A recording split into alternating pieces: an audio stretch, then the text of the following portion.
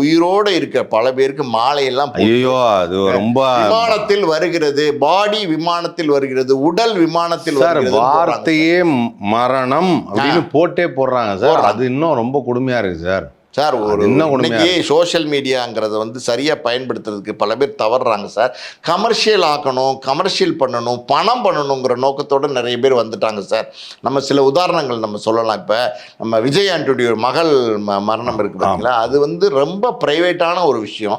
அங்கே அவங்களுடைய அந்த குடும்பத்தாருடைய சோகம்னு ஒன்று இருக்குது பார்த்தீங்களா, அதை கூட உணராமல் அங்கே உள்ளே போய் கேமரா எடுத்துக்கிட்டு தள்ளு முள்ளு பண்ணி கூட்டத்தோட கூட்டமாக இவங்க போய் அந்த வீடியோ எடுக்கிறது, ஃப்ரீசர் பாக்ஸ் எடுக்கிறது, இதெல்லாம் எவ்வளோ தப்பு சார். இதெல்லாம் வந்து சார் ஒரு இழப்பு ஏற்பட்ட குடும்பம், அந்த குடும்பத்தில் இருக்க வேதனையும் பாதிப்பும் சோகமும் எவ்வளோ இருக்குன்னு உணராமல், நீங்களும் சக மனிதன் தானே, அவங்களுடைய துக்கத்தையாவது நீங்கள் வந்து பகிர்ந்துக்கிறதுக்கு விருப்பப்படாட்ட கூட அவங்கள நிம்மதியாவது வந்து நீங்கள் சைலண்டாவது அவங்களோட உணரலாம் கூட, அது கூட செய்ய மாட்டேங்க.